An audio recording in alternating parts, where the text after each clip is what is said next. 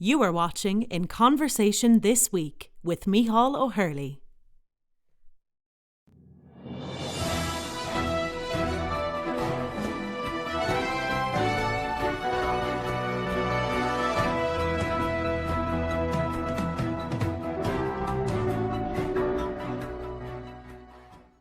My name is Miceal O'Hurley. I'm sitting today with Ms. Sviatliana Tsikhanouskaya, who is the elected president of Belarus, who is now living in exile because of the actions of the Lukashenko regime. Madam President, thank you for sitting with us today. Thank you for inviting me. You're not a stranger to Ireland. You've been here before, haven't you? Yeah, I have been to Ireland for 3 times already. First time when I was only 14 as a child after Chernobyl disaster. And last 2 times I was already as interpreter for children, also coming to Ireland with this program, Chernobyl Lifeline. And of course Ireland has a small piece in my heart forever. We're glad to hear that, especially in my village of Youghal in County Cork, big supporters of the Chernobyl charities. Madam President, I know that you often invite people to call you Sviatliana or Ms. Tsikhanouskaya.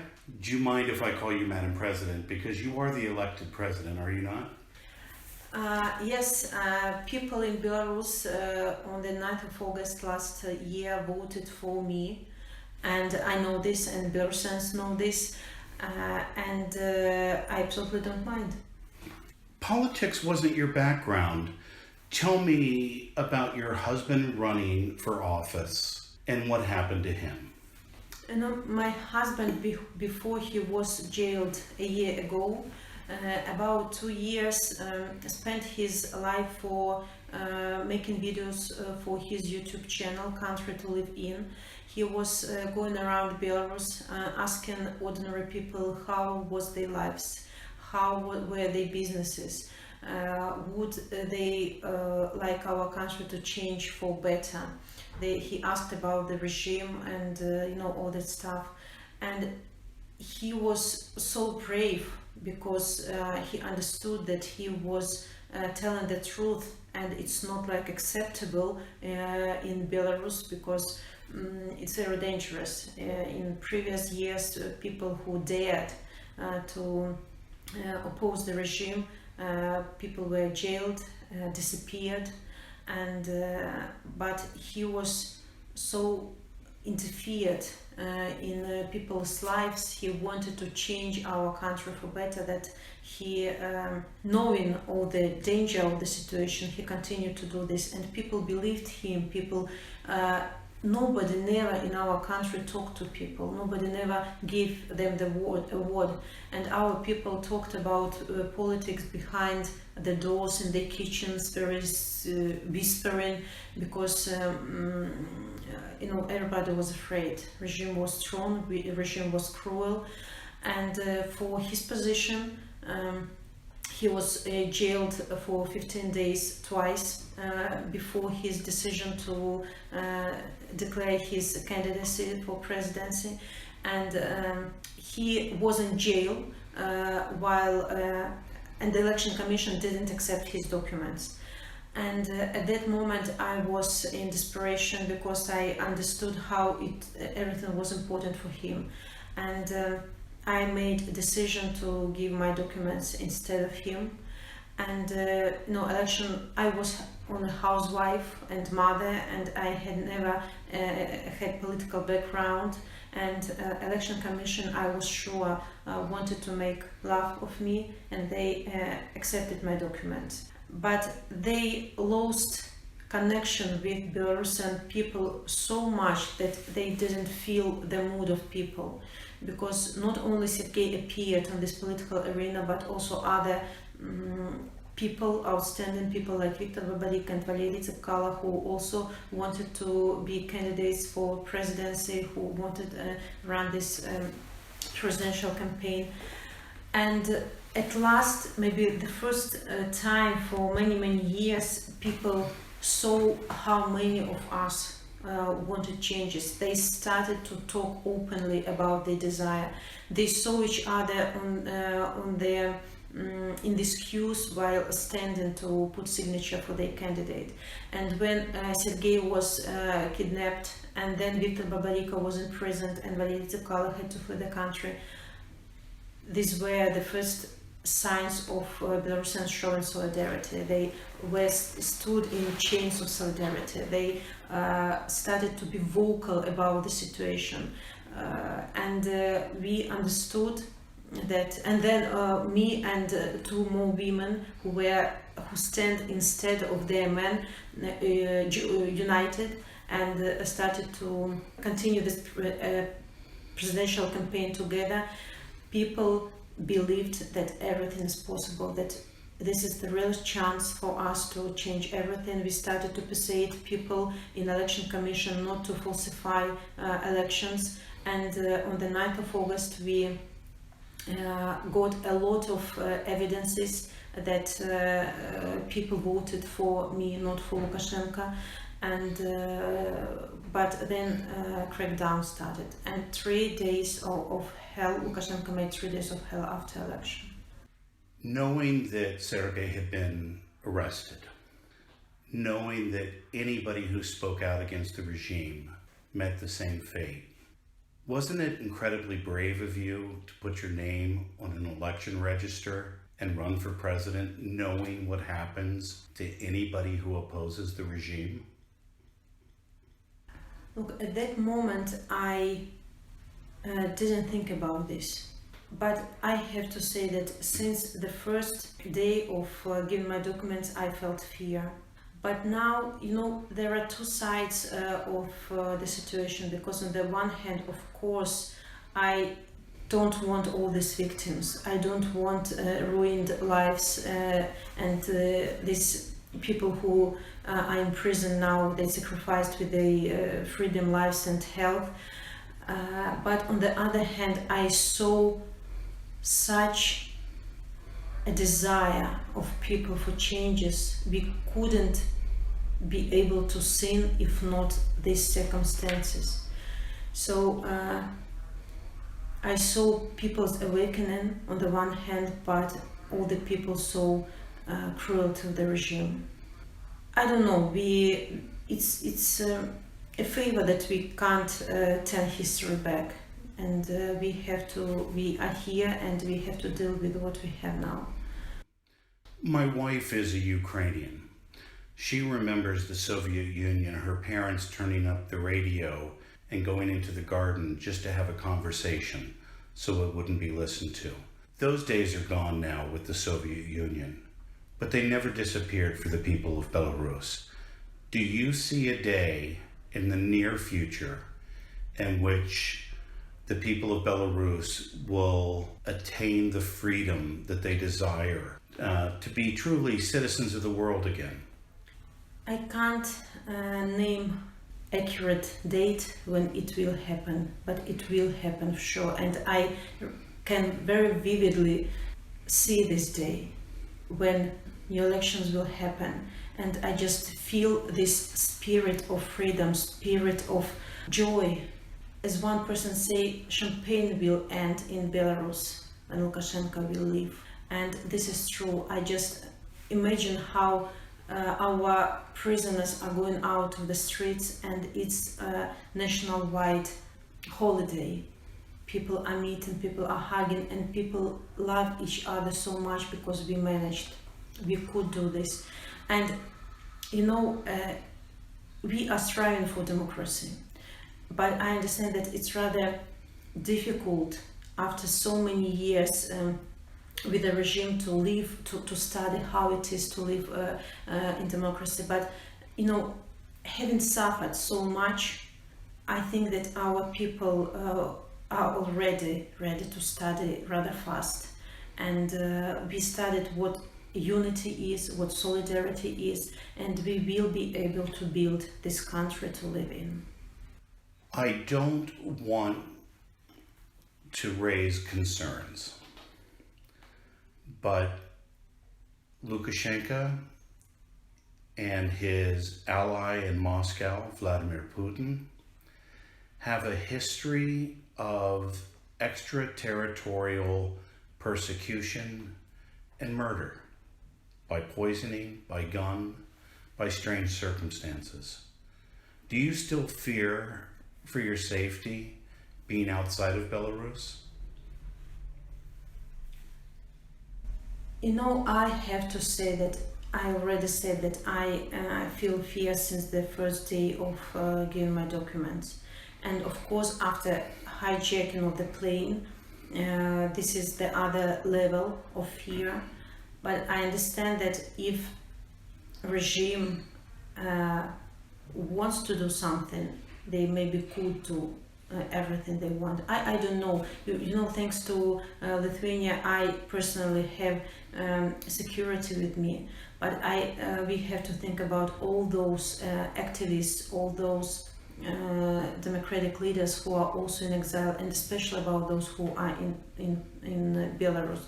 So I feel fear, but I don't concentrate on it, because I'm concentrated on the job I have to do to release all those people who are in prisons in Belarus, because they are in much more danger than people are in exile, though we have to take care about our own safeness as well. I want to talk about those people that are imprisoned right now. Are they being tortured? Are they safe? What is their fate? Do you know? There are thousands of people in jails now, in Belarusian jails. Of course they are not safe, no one of them. And most of them were tortured, were really beaten, they are humiliated every day physically and emotionally, and hardly one Irish person can imagine what it is. But people are living without fresh air, people are sleeping without any bed clothes, people are these administrators of prisons are beating them, they are putting them in punishment cell because you're political, and they openly say you are political prisoner, and you are nobody here, you are going to die. And attitude is much worse than to ordinary criminals, and this is revenge. But most of the people who are in jail, they are not broken. And now we see many trials in Belarus. People are get unreal terms in 14 years, 7 to 10, different terms. But in courts, when we have this possibility, we see people saying, I didn't cross my sense of dignity. I fought against violence. I want new country. We see that they are not broken, and this is such an inspiration. And those people sacrificed with their freedom, health, just to give us opportunity to continue what they have started. And we don't have right to betray those people. And that's why I am exhausted. People in Belarus are double exhausted. People in Belarusian diaspora also exhausted. But we, step by step, we continue our fight because we have no choice. Thousands of people are looking at us, waiting actions from us. They don't have other opportunity to be released, only thanks to Belarusian people and to international community. I obviously cover the diplomatic corps.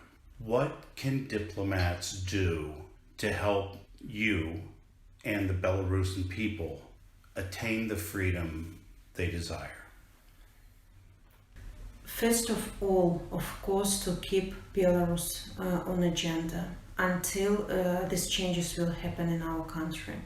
Because what regime wants is everybody forget about Belarus, and he can do everything he wants, And our task, for example, my own task is to visit diplomats, visit leaders of different countries to tell the truth, to update the information about Belarus, because it's a pity to admit that sometimes policy is done looking at the pictures.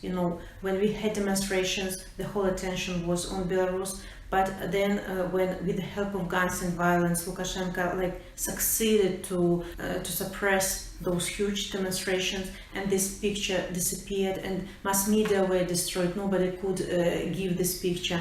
Attention started to decrease a little bit, and Lukashenko felt impunity. Case with Ryanair happened, and now he takes revenge on Lithuania that are supporting Belarusian people and sent illegal immigrants to the borders. And at last, I see that European Union realized that Lukashenko is threat not only to Belarusian people but to security of the whole region and European countries. And of course, this is my personal pain. My husband is there. My children haven't seen their daddy for more than 1 year. Thousands of families are ruined and in constant grief. I say that nothing is enough for us. I'm sure that much more can be done, and actions could be faster, could be stronger, and only after Ryanair flight, this attention rose again and rather strong sanctions were imposed. And now we see that Lukashenko again escalates his violence and is imprisoning new people. And of course, so as he doesn't understand diplomatic language, we tried a lot. And sanctions is maybe the only possible leverage how to put pressure on him.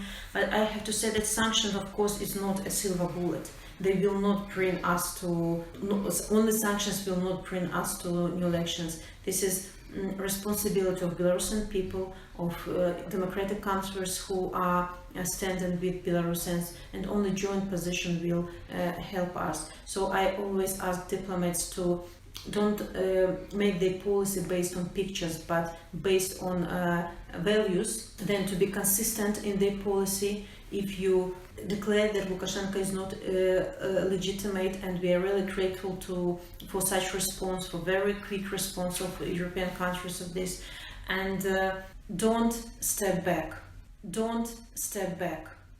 Don't try to isolate him politically, economically, just to show him that we are not going to be friends with you anymore, to talk to you. Don't trade with political prisoners. He is now imprisoning so many people to increase the price for them, and he did this a couple of times before, and we are sure that Belarusian, Belarus can be success story. We really have chance to change our country for better, to stand on this democratic path. But we really need assistance. We need, on the one hand, diplomats have to put pressure on Lukashenko, but on the other hand, the question of the problem of assistance to civil society of Belarus is also very sharp. Because Lukashenko is destroying everything, people had to flee, and he ruined mass media, working movements, volunteers, and people are waiting this help from European Union. And it's rather in this difficult moment, I'm sure a lot of countries can help us. And of course, the third point is we are in the process of revolution now, but we are thinking not only about this moment, we have to think about future Belarus. And this comprehensive plan that the European Union adopted was so with gratitude accepted by Belarusians. And we want to show alternative even for those people who now are supporting Lukashenko, businesses who are these wallets, that look, we can together build new country where your businesses will be safe, will not depend on one strange person, let's say. So you have to choose. You see that he is politically toxic. It's very difficult to deal with him. He's unpredictable. Today you are a friend, and tomorrow he will jail you, even if you are close to him. Do you have confidence that when you come to the presidency and return to Belarus, that you can assemble the best and the brightest to give Belarus the future it deserves?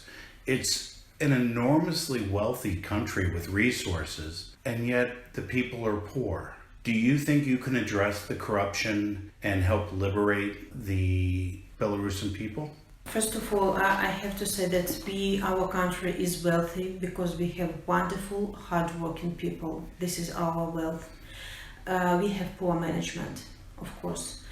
On the other point is that I'm not going to participate in new elections. My mandate is only to try to bring our country to new elections where people will be able to choose among those candidates. I'm sure that people will choose correct one, and it will be people's responsibility. They will choose this person in open, very transparent elections, and together with new president, people themselves will build this country. It's not responsibility of one person to do everything.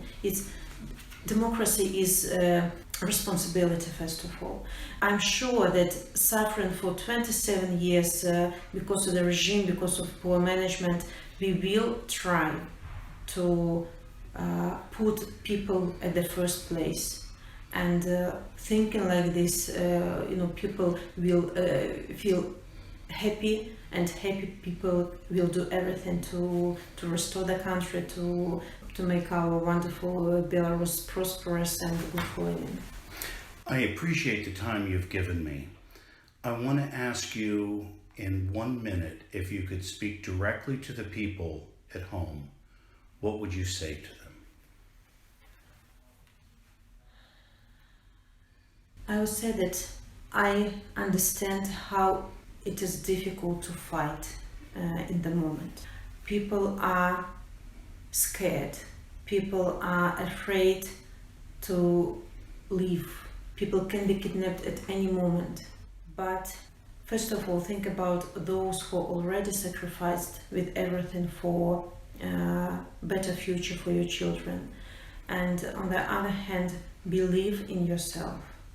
And believe that you are not alone. There are millions of people who want the same as you want. And just do what you can. If you can write a letter to political prisoner, do this. If you can put our national symbol somewhere, do this for regimes to see that we are still here and they know this. If you can go out for demonstration, do this. If you can donate some money to political prisoner or their families, do this, because solidarity is our strength.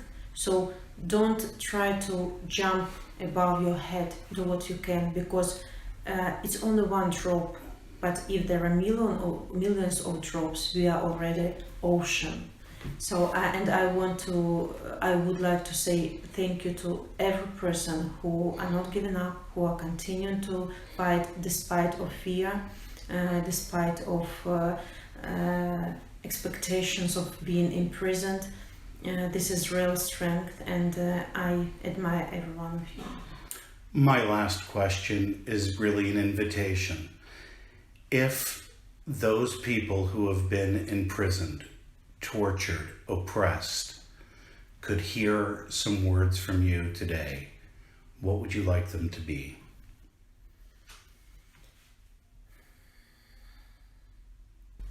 You have to know that you are all our national heroes.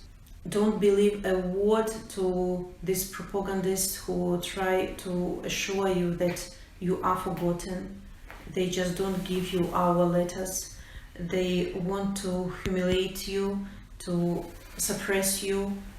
You know that your sacrifice wasn't in vain, and you are in our hearts, and we are doing everything possible to release you, to shout about you, to tell your stories on international space, just for more people know about you and would like to help you. And just remember, you are the outstanding people of our country, and we are fighting for you, and we will not stop until you are released. Madam President, thank you for your time. Thank you for the invitation. I've been sitting with Her Excellency, the President of Belarus, Ms. Sviatliana Tsikhanouskaya, a remarkable woman with great strength, who has the wisdom to understand that democracy is lived by the people. It may not be perfect, but it is that tool which will bring happiness and freedom to their nation. We can all wish her well and hope the EU and every ambassador heeds her call to keep the pressure on for the good of the people, for those imprisoned, and for Belarus to return to the sorority of nations. Thank you for watching.